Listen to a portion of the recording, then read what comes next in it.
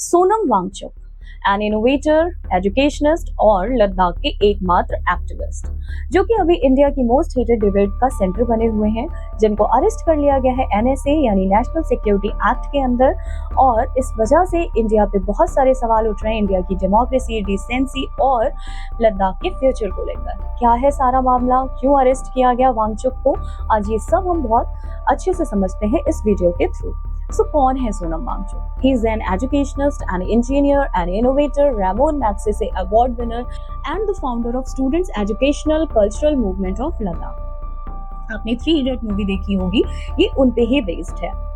अब पहले एनएसए को समझ लेते हैं, यानी नेशनल सिक्योरिटी एक्ट को समझ लेते हैं, जिसपे मैं डिटेल वीडियो बाद में डाल दूंगी। अभी नॉर्मली हम समझ लेते हैं। ये एक ऐसा कानून है जिसमें अगर किसी भी व्यक्ति पर शक होता है या उसे नेशनल सिक्योरिटी को हार्म पहुंचाते हुए पाया जाता है तो उसको अरेस्ट कर लिया जाता है, और ये नॉन बेलेबल होता है। 3 महीने तक का इसका पीरियड होता है और इसे बढ़ाया भी जा सकता है 12 महीने तक। इसको 1980 में इनेक्ट किया गया था इंडियन गवर्नमेंट और नेशनल सिक्योरिटी को एडिशनल सिक्योरिटी देने के लिए। Now back to the topic. मैं आपको एक टाइमलाइन समझाती हूँ कि कहाँ से चीजें शुरू हुई और कहाँ पे जाके एंड हुई।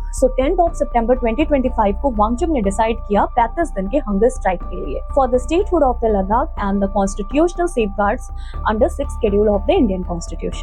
क्योंकि लद्दाख एक यूटी है यानी यूनियन टेरिटरी है, तो अभी उसका पूरा का पूरा कंट्रोल सेंट्रल गवर्नमेंट के हाथ में होता है।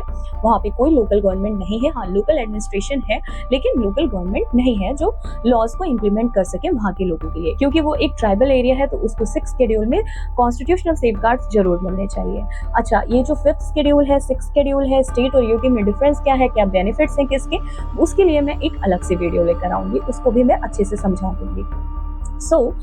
उसके बाद 24 सितंबर 2025 को जो प्रोटेस्ट है वो हिंसा में बदल जाता है, यानी कि वायलेंस का रूप ले लेता है, जस्ट बिकॉज ऑफ वहाँ के सिक्योरिटी पर्सोनल्स की वजह से। क्योंकि 4 सिविलियंस की मौत हो गई और dozens of peoples were injured. And also ये भी कहा जा रहा है जो वहाँ के लोग थे वो कह रहे थे कि सिक्योरिटी गार्ड्स या सिक्योरिटी पर्सनल्स जो थे वो लोगों पे अटैक कर रहे थे, फायर कर रहे थे, इवन माइनर्स पर भी। 25 सितंबर को हंगर स्ट्राइक खत्म होती है।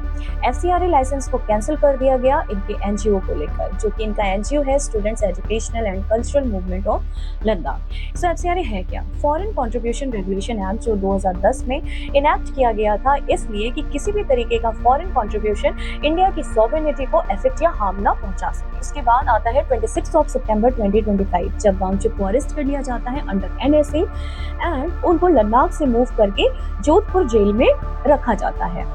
और उस टाइम पे मोबाइल इंटरनेट सुविधाएं बंद कर दी जाती हैं। So why was he arrested? Government का कहना है कि वांगचुक ने प्रोवोकेटिव स्पीचेस दिए जिसमें उन्होंने अरब स्प्रिंग को शामिल किया और एजिटेशंस को बढ़ावा देने की बात कही। अरब स्प्रिंग क्या है? अरब स्प्रिंग एक प्रो डेमोक्रेसी प्रोटेस्ट है जिसमें वहाँ के यानी अरब कंट्रियों, मिडिल ईस्ट और नॉर्थ अफ्रीका के लोगों ने मिलकर वहाँ की गवर्नमेंट के अगेंस्ट एक प्रोटेस्ट किया था, ह्यूमन राइट्स वायलेशन के अगेंस्ट, पॉलिटिकल करप्शन के अगेंस्ट और इकोनॉमिक डिक्लाइन के अगेंस्ट। और गवर्नमेंट का ये भी कहना है कि वांगचुक के एनिमी कंट्रीज से लिंक है, जैसे कि पाकिस्तान और बांग्लादेश। वांगचुक के सपोर्ट में उनकी वाइफ गीतांजलि आंगमो ने कहा कि ये जितने भी आरोप हैं सारे के सारे fabricated and also his home was ransacked. और वहाँ के लोकल्स ने ये भी कहा कि वांगचुक तो अगेंस्ट थे वायलेंस के, बट पर्सोनल्स यानी सिक्योरिटी पर्सोनल्स के बिहेवियर की वजह से ये वायलेंस हुआ और वांगचुक पे गलत इल्जाम लगाए गए।